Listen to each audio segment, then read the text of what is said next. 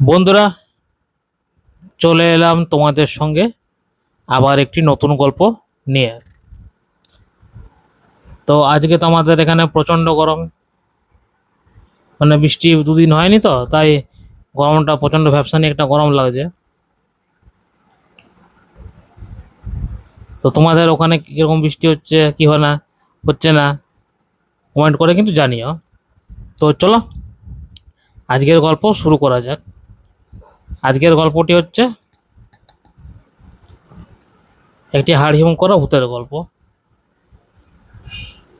চার বন্ধু একটি বিপদে ফেঁসে যায়, সেটি তাদের সারা জীবন মনে থাকে। অজয় সকাল থেকে ঘুম থেকে উঠলো।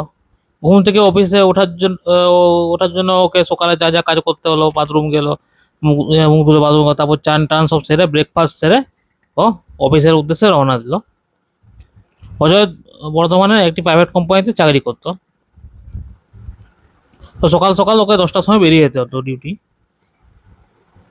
তো ডিউটি দিয়েও ভালোই ছিল, এমনি সব ভালোভাবেই কাটছিল। ও একটি মেস ভাড়া করেছিল, মানে মেস ভাড়া বলতে কি, একটা রুমে ওরা চার বন্ধু নিয়েছিল আর কি, শেয়ার করে। চার বন্ধু বিভিন্ন গ্রাম থেকে বিলং করে, কিন্তু প্রাইভেট ওই কাজের সূত্রে সবাইকার সাথে এক অপরের পরিচিত হয়ে পড়ে। ওই পরিচিত হতে হতে একদম বেস্ট ফ্রেন্ড হিসাবে হয়ে যায় আর কি, খুব ক্লোজ ফ্রেন্ড হয়ে যায় একে অপরের। মানে শুধু যে অজয় তা নয়, ওরা চারজনই একে অপরের খুব ক্লোজ ফ্রেন্ড।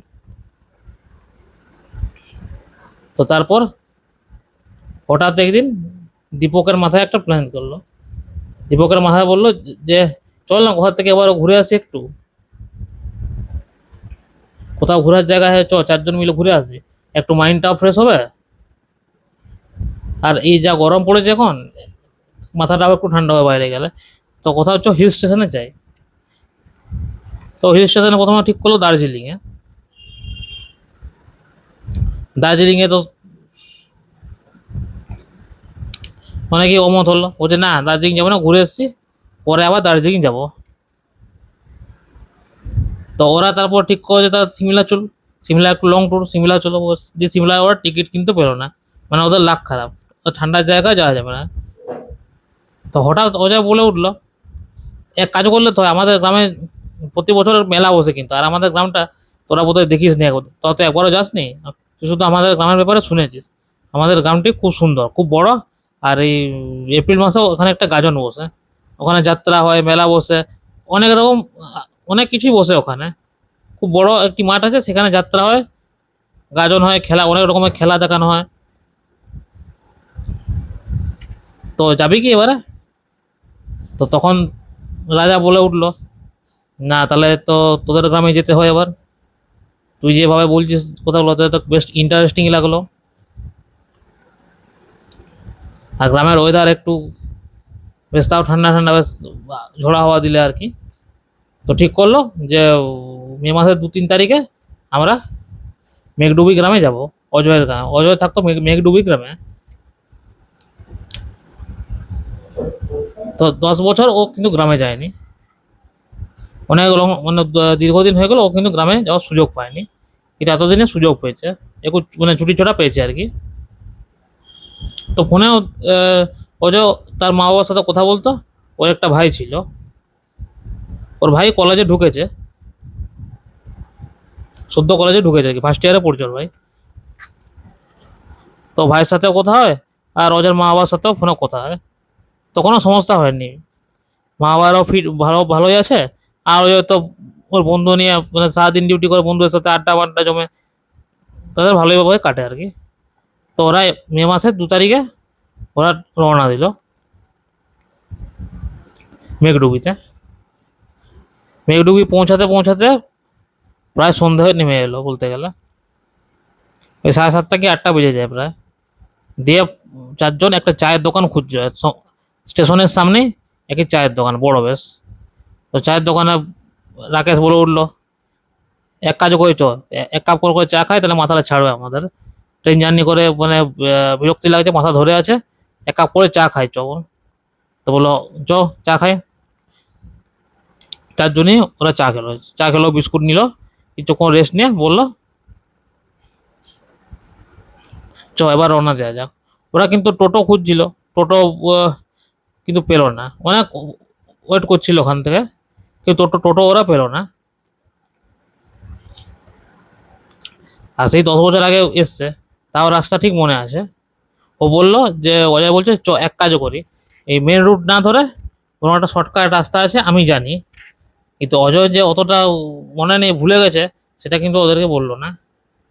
অজয় নিজে একটু কনফিডেন্স দেখে বললো চ একটা শর্টকাট রাস্তা আছে, ওই দিক দিয়ে চ, ওই দিক দিয়ে গেলে আমরা 15-20 মিনিটে পৌঁছে যাবো, আর যদি মেন রোড দিয়ে যায় তাহলে মোটামুটি আমাদের 1 ঘন্টা প্রায় লেগে যাবে। তো বললো তুই যখন জানিস তাহলে, তুই এই গ্রামেরই ছেলে, তুই তো ভালোই জানবি, তাহলে চ তোকে ফলো করি আমরা। তো ওরা একে ওর সাথে গল্প করতে, আড্ডা দিতে দিতে ওরা শর্ট রাস্তাটা ধরে নিল। শর্ট রাস্তাটা যাচ্ছে তো যাচ্ছি, ও 10 মিনিট বলেছিল, আধ ঘন্টা পেরিয়ে গেল প্রায়। তো তখন বলছে কি ভাই ঠিক আছে রাস্তা জানিস তো তুই, তুই শর্ট রাস্তায় তার না, আর না হলে বরং ওই মেন রোড দিয়ে গেলে ভালো হতো, কিন্তু এতটা চলে এসেছি, এবার ঘুরে যেতেও আবার বিরক্তিকর কেমন একটা, আর কোনো গাড়িটারেও পেরাচ্ছে না ওখানে। তো ওরা কিছুক্ষণ ওয়েট করলো, কোনো লোককে যদি দেখতে পায় ও বলবে যে এই রাস্তাটা কোন দিকে উঠছে। তো বললো একজন, কিছুক্ষণ পর, মোটামুটি 5-10 মিনিট পর বলে উঠলো একজন ভদ্রলোক, পাশ দিয়ে পেরেছিল, বয়স্ক ভদ্রলোক, দিয়ে রাজা চেঁচিয়ে উঠলো, কাকা একটু দাঁড়াবেন, একটা কথা শুনবেন, যে আমরা মেঘডুবি গ্রামে যাব। তো মেঘডুবি গ্রামে এখান থেকে কতটা দূর পড়বে? তো ওই বয়স্ক ভদ্রলোকটি বললো, মানে কাকাটি বললো যে বাবারা তোমরা কিন্তু বিরাট বড় ভুল করেছো, তোমরা ভুল রাস্তায় চলে এসেছো, এই রাস্তাটা মেঘডুবি বলে কোনো গ্রামেই যায় না, এই রাস্তাটা যায় তোমার বকুলতলি গ্রামে। তো বকুলতলি গ্রামে মানে গ্রামে শুনে মাথায় হাত তখন, তাহলে এতটা রাস্তা ভুল করে এলি, তো তখন ও জায়গায় সবাই ঝাড় দিচ্ছে যে তোর জন্য আজ কি হলো দেখ, মানে বন্ধুতে বন্ধুতে আর কি যেমন হয় আর কি, ঝাড়াঝাড়ি আর কি টোন কাটা হচ্ছে আর কি। তো বলছে দাঁড়া দাঁড়া, তো চুপ কর, দেখছি কি করা যায়। তখনই কাকাটি বললো যে বাবারা দেখে মনে হচ্ছে বৃষ্টি আসতে পারে। কাকা বলার সঙ্গে সঙ্গেই ঝমঝম করে বৃষ্টি নামিয়ে দিল। তবে ওদের কাছে ছাতা ছিল, কিন্তু ওই চারজনই ছাতা খুলে কাকার সাথে কথা বলতে শুরু করলো। তো কাকা বললো তোমরা এক কাজ করো, আমার এক বাড়ি আছে, আমার বাড়িতে তোমরা রাত্রি কাটিয়ে নাও, অন্তত বৃষ্টিতে থামা তো তুমি আমার ঘরেই থাকো। দিয়ে ওই কাকার সাথে ছাতা নিয়ে ওই কাকার বাড়ি পৌঁছালো। কাকার একটা ছোট্ট একটা কুঁড়ে ঘর ছিল, কিন্তু 5 জন মানে 4 জন থাকার জন্য যথেষ্ট এক রাতের জন্য।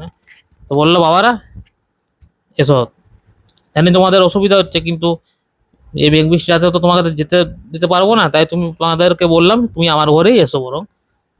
তো বললো যে, তো তখন রাজা বলছে না না কাকা, আপনি ঠিকই করেছেন, কেননা এখন ব্যাগ যেতে গেলে অনেকটা সময় লেগে যাবে, তার থেকে বরং বৃষ্টি ছাড়া অবধি, আর না হলে এক কাজ করবো, কালকে সকালে রওনা দেবো আমরা। তো যত রাত বাড়লো বৃষ্টি তো বেড়েই চলছে, থামার কোনো নাম নেই। তো তখন সবাই অজয়কে খোঁচা দিচ্ছে। অজয় বললো ভাই এতদিন পরে এসছে, আমি কি করে জানবো? আমি বললাম জানি, তো আমি কি করে জানবো যে রাস্তা ভুল করবো না? তারা বললো ও ঠিক আছে ঠিক আছে, যা হয়েছে হয়েছে, বাদ দে, কালকে সকালে আবার ওই মেন রোড, ওই যেদিক থেকে এসেছিলাম সেখানেই যাবো, মেন রোড ধরেই যাবো। তারপর ওই কাকাটি কিছু ভাত নিয়ে এলো, ভাত আর আলু আলু পোস্ত আর আর আলু সেদ্ধ ছিল আর কি, আরও কিছু খাবার ছিল, মাছ মাছ ছিল আর কি, মানে রান্না বান্না বেশ ভালোই করেছিল বলতে গেলে। তো বললো বাবা খাও না এটা। তারপর সবাইকার খাওয়া হয়ে গেল, খেয়ে দিয়ে ওরা শুয়ে পড়লো, ঘুমিয়ে পড়লো এক সাইড করে। তো তখন অজয় বলে হচ্ছে কাকা ক্ষমা করবেন, আপনাকে তো মানে বিরক্ত করছি, আমাদের জন্য আপনি এত ব্যস্ত হচ্ছেন। ওই না না বাবা, তুমি খাও না, তোমরা আরাম করো না, তোমরা বিপদে পড়েছো, আমি তোমাদের হাত ছেড়ে চলে আসবো কি? এটা তো একটা মানুষের তো কাজ নয়, মনুষ্যত্ব বলেও তো কিছু আছে। তো বলে তোমরা শুয়ে পড়ো। তো ওরা মানে ঘুমানোর আগে বেশ খানিকক্ষণ চুপি চুপি কথা বললো, মানে মানে আস্তে আস্তে আড্ডা মারার মতো বলতে গেল আর কি। একে অপরের সাথে কথা বললো। তারপর সময় কাটতে কাটতে 11টার পর ওদের মানে ঘুম চলে আসে আর কি। ওরা ঘুমোতে থাকে। বাইরে ঝিরি ঝিরি বৃষ্টি পড়েই যাচ্ছে, বৃষ্টি থামেনি। বৃষ্টিটা কমেছে ঠিকই, কিন্তু ঝিরি ঝিরি পড়েই যাচ্ছে। তারপর মোটামুটি 1টা কি 1:30টার দিকে আর কি রাজার ঘুমটি ভাঙলো হঠাৎ করে। হয়তো বাথরুম টাথরুম পেয়েছিল হয়তো, ওদের তো কাছাকাছি কোথাও বাথরুম নেই, বাইরে বরং করেছে। তো ও বাথরুম করার পাশের ঝোপে গেল আর কি। পাশের ঝোপে বাথরুম করার সঙ্গে সঙ্গে দেখছে মানে কতগুলো কালো ছায়া অবয়ব মানে ওর দিকে আসছে আর কি বলতে গেলে। ও তো সেটা দেখে তো ভয়ে একবারে কাহিল হয়ে যায় বলতে গেলে। তো প্রচন্ড ভয় পেয়ে ও সঙ্গে সঙ্গে ঘরে গিয়ে বাকি 3জনকে জাগায়। ও তাড়াতাড়ি উঠ, তাড়াতাড়ি উঠ, তাড়াতাড়ি উঠ। তো ওরা বাকিরা 4জনই জেগে উঠলো। জেগে ওঠার সঙ্গে সঙ্গে দেখছে চারিদিকে মানে বিকৃত মুখের মানুষেরা ঘিরে ফেলেছে। মানে ওরা মানে চারিদিকে সব ভূতরা ঘিরে ফেলেছে। তো এবার তো ওরা মহাবিপদে পড়েছে। এবারে কি হয়, ওই যে কাকা কাকাকেও দেখা যাচ্ছে না। হঠাৎ কাকাও কোথাও থেকে উধাও হয়ে মানে চলে এলো হট করে। কাকা দেখছি একদম মানে বিকৃত মুখ বলতে গেলে, মুখ দিয়ে রক্ত ঝরছে। আর বাকি যারা ছিল তাদের প্রত্যেকেরই কারোর হাত কাটা ছিল, পা কাটা ছিল, মানে বিভিন্ন রকম বিকৃত মুখ চেহারা ছিল আর কি তাদের আর কি। তারপর তারপর তো মানে অজয় অজ্ঞান হয়ে যাওয়ার মতো অবস্থা। তখন তখন হঠাৎ একজন সাধু বাবা এলো। যে সাধু বাবা এদের জল ছুড়িয়ে যখনই জলটা ছুড়লো তখনই ওরা পিছনে হটে গেল। তো তখন সাধু বাবারা বললো তোমরা সঙ্গে সঙ্গে এখান থেকে বেরিয়ে যাও, সঙ্গে সঙ্গে তোমরা মেন রোড ধরো, একদম না দাঁড়িয়ে। ততক্ষণকে আমি এদেরকে আটকে রাখছি।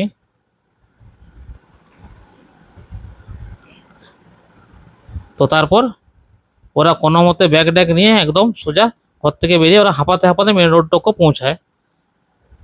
মেন রোডে পৌঁছে ওরা প্রচণ্ড ক্লান্ত হয়ে যায়। তো বৃষ্টি কমে গেছে, একদম ঝিরিঝিরি পড়ছে, মানে খুব একটা ভিজবে না বলতে গেলে আর কি। তারপর ওই রোড ধরেই মোটামুটি আধ ঘন্টা পর তখন ভোর প্রায় 3:30 4টা, মানে 3:30 4টা তখন। আর কিছুক্ষণ পরেই ভোর হয়ে যাবে, সূর্য উঠে যাবে। দিয়ে ওরা মেঘডুবি গ্রামে পৌঁছালো অজয়ের বাড়িতে।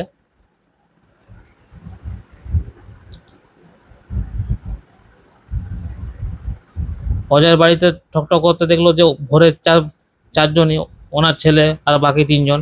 দেখেই তো বললো তাড়াতাড়ি ঢুক ঢুক, তোদের কি ব্যাপার তোদের।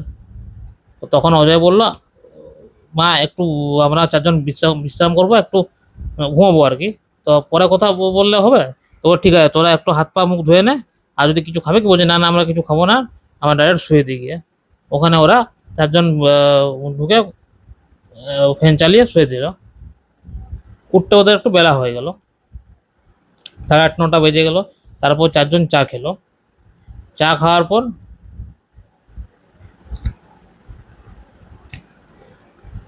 ওরা সব ঘটনা আগের দিন বললো। অজয় ওর মা বাবাকে বললো বললো যে আমরা ভুল করে বকুলতলি গ্রামে পৌঁছে গেছিলাম। তারপর পুরো ঘটনাটা করে বললো আর কি, যে এখন একজন মানে সাধু বাবা আমাদেরকে বাঁচালো, উনি না থাকলে হয়তো আমরা 4জনেই বাঁচতাম না। তো বললো যে বকুলতলি বলতে এরকম তো গ্রাম কোনোদিন শুনিনি আমি। ওর বাবাকে জিজ্ঞাসা করলো যে বকুলতলি বলে কোনো গ্রাম নেই।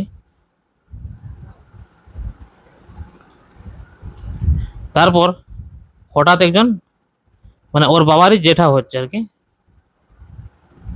ওর বাবা জেঠা আর কি, মানে ওর দাদু বলতে গেলে, অজয় দাদুই বলতে গেলে। তো তখন ওর দাদু বললো এই ঘটনাটি বহুকাল আগে। তখন আমার আমার বয়সী হচ্ছে 20 থেকে 25 বছর। তখন শুনেছিলাম ওই পারে বকুলতলি বলে একটি গ্রাম ছিল নাকি, কিন্তু ওই গ্রামে একটা মহামারী চারিদিকে ছড়িয়ে পড়ে। মহামারী ছড়িয়ে যাওয়ার জন্য ওখানে সবাই মারা যায়, মানে গ্রামটা পুরো ফাঁকা হয়ে যায় বলতে গেলে। আর যারা যারা বেঁচে ছিল কয়েকজন, তারা তারা শহর চলে যায় ওই গ্রাম ছেড়ে। তারপর থেকে ওই গ্রামটা পুরো পরিত্যক্ত একটা ভিলেজ, মানে হন্টেড ভিলেজ টাইপের ভিলেজ হয়ে গেছে। তো ওখানে একজন শুনেছি সাধুও থাকতো, তো উনি সবাইকে সাহায্য করতেন, তো উনিও মারা যান। তারপরে চার বন্ধু বুঝলো যে তাহলে সেই গ্রামেরই যারা মারা গেছিল তারা আত্মা। আর ওই সাধু বাবারও আত্মা ছিল, কিন্তু উনি ভালো আত্মা, উনি সবাইকে উনি আমাদেরকে বাঁচিয়ে দিয়েছিলেন আর কি। মানে ভালো আত্মা খারাপ আত্মাও তো আছে, সব সাধু বাবার আত্মা ভালো আত্মা ছিল, তাই উনি আমাদের সাহায্য করেছিলেন। তারপর দিন তো মেলা দেখলো, যাত্রা দেখলো, এভাবে ওদের দিন কাটলো। কিন্তু তার 20 বছর পেরিয়ে গেল, ওদের সবাইকার ছেলে পুলে হয়ে গেছে, বিয়ে থা হয়ে গেছে, ছেলেগুলি বড় বড় হয়ে গেছে। কিন্তু আজও ওরা চারজন মাঝে মাঝে ওই রাতের কথা মনে করে, আর গা শিউরে ওঠে ওদের। তো বন্ধুরা, আজকের গল্পটি কেমন লাগলো তোমরা কিন্তু কমেন্ট করে অবশ্যই জানাবে।